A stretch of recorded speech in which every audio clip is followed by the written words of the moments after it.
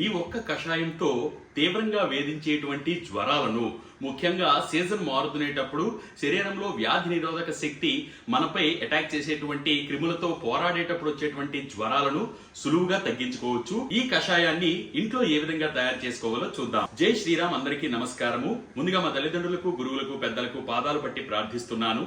ఎవరైతే తీవ్రమైన జ్వరాలతో బాధపడుతూ ఉన్నారో వాటిని 3 రోజుల్లో ఇంట్లో ఉండి తగ్గించుకోవచ్చు. దానికోసం ముందుగా ఇక్కడ చూపిస్తున్నటువంటి మొక్క పరమ దివ్యమైనటువంటి ఔషధ గుణాలు కలిగినటువంటి మొక్క. కేవలం జ్వరాలనే కాదండి, అనేక రోగాలను కూడా తగ్గించేటువంటి దివ్యమైన శక్తి ఇక్కడ చూపిస్తున్నటువంటి మొక్కకుంది. దానిని పారిజాతం మొక్క అంటారు. ఈ పువ్వులు రాత్రిపూట మాత్రమే పోస్తాయి. ఉదయం పూట నేల రాలిన తర్వాత అప్పుడు భగవంతుడికి సమర్పిస్తారు. ముందుగా మొక్క దగ్గరికి వెళ్లి కొంచెం నీళ్లు పోసి నమస్కారం చేసుకొని 4 పారిజాతం ఆకులని తీసుకురండి.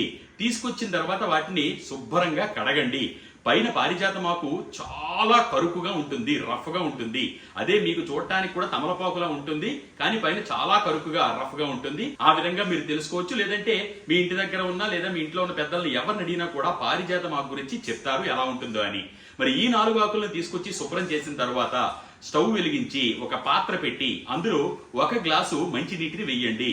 అందులో ముందుగా మనం తెచ్చినటువంటి శుభ్రం చేసుకున్నటువంటి పారిజాతం ఆకులను మొక్కలుగా తుంచి అందులో వేయండి.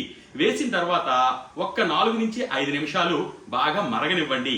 మరిగిన తర్వాత మనకి ఈ కషాయం సిద్ధమవుతుంది. దీనిని ఒక గ్లాసులోకి వడగట్టుకొని అందులో 1 లేదా 2 చెంచాల నాణ్యమైన తేనెని కలపండి.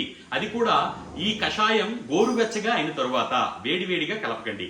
ఈ విధంగా కలిపిన తర్వాత ఈ కషాయాన్ని ఎవరైతే 4-5 రోజులైనా సరే జ్వరం తగ్గట్లేదో, తీవ్రమైన జ్వరంతో బాధపడుతూ ఉన్నారో వాళ్ళు ఉదయం ఒకసారి, మధ్యాహ్నం ఒకసారి, సాయంత్రం ఒకసారి 3 పూటలా కూడా ఈ కషాయాన్ని సేవించండి ఖాళీ కడుపుతో.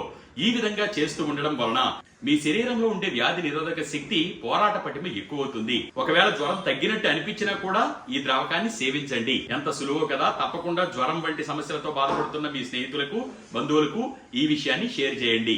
ఇటువంటి విలువైన, సులువైన వీడియోల కోసం ఫేస్బుక్, ఇన్స్టాగ్రామ్, యూట్యూబ్ లలో డాక్టర్ ప్రదీప్ వానపల్లి ఛానల్స్ లో ఫాలో అవుతూ ఉండండి. సర్వే జన సుఖినో భవంతు, సర్వే సుజన సుఖినో భవంతు. ధన్యవాదాలు.